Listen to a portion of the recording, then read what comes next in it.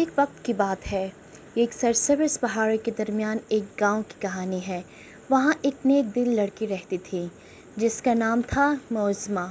اسے شوق تھا سلائی کڑھائی کرنے کا اور ماں نے اسے بچپن میں ہی یہ کام سکھا دیا تھا، اور اب وہ کام گھر والوں کے لیے، گاؤں والوں کے لیے خوبصورتی سے کرتی تھی۔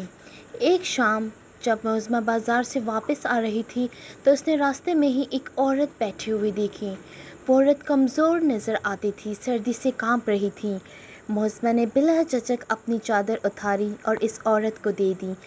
وہ عورت، اس نے آسمان کی طرف اچانک دیکھا اور اس کی آنکھوں میں ایک چمک آ گئی۔ "شکریہ بیٹی." بوڑھی عورت نے نرمی سے کہا، "تم بہت مہربان ہو، میں تمہیں کچھ دینا چاہتی ہوں۔" معظمہ نے انکار کر دیا کہ اسے کچھ نہیں چاہیے، مگر بوڑھی عورت نے اصرار کیا کہ اسے وہ ضرور دے گی۔ اس نے ایک لپٹا ہوا ایک چھوٹا سا بنڈل کھولا اور اسے دے دیا، "اسے گھر لے جاؤ۔" وہ جیسے ہی گھر آئی، چاند کی روشنی میں کھولا تو وہ کپڑا چاند کی روشنی میں چمک رہا تھا۔ اس نے اسے کھولا، اندر ایک نہایت خوبصورت کپڑا اور تھا جو ہر حرکت کے ساتھ رنگ بدل رہا تھا۔ جیسے ہی اس نے اس کپڑے کو چھوا، کمرے میں ایک نرم روشنی پھیل گئی۔ معظمہ نے اس کپڑے سے ایک لباس بنانے کا فیصلہ کیا۔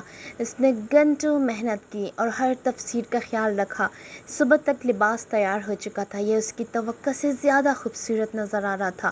جب معظمہ نے یہ لباس پہنا تو ایک جادوئی چیز ہوئی، لباس چمکنے لگا اور اسے اپنے اندر ایک عجیب سی توانائی محسوس ہوئی۔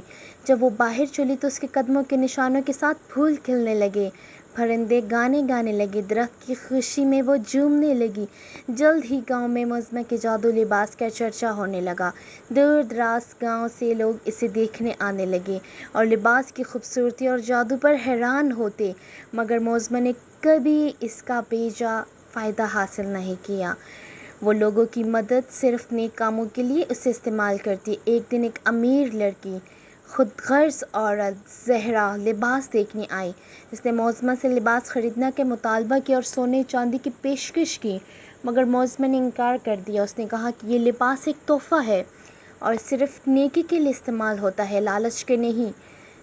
زہرا کو غصہ آ گیا۔ اس نے لباس چھیننے کی کوشش کی، مگر جیسے ہی اس نے اسے چھوا، لباس کی چمک اچانک سے ختم ہو گئی اور وہ ایک عام کپڑے میں تبدیل ہو گیا۔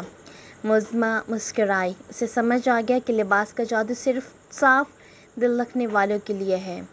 اس کے بعد وہ نایاب چیز، جب بھی وہ کسی کی مدد کرتی تو وہ لباس پہنتی، مگر اس نے کبھی اس کی چادر کو خود پر غالب نہیں آنے دیا۔ وہ ہمیشہ ایک نیک دل لڑکی بنی رہتی جو اپنی مہارت اور ہمیشہ ہم منصبوں کی مدد کرتی رہتی، ہمدردی سے لوگوں کی مدد کرتی اور یوں خوش ہوتی۔ اس کے جادوگر لباس گاؤں کی ایک پیاری کہانی بن گئی جو سب کو یہ یاد دلاتی تھی کہ اصل جادو دولت یا حسن نہیں بلکہ صاف دل ہوتا ہے۔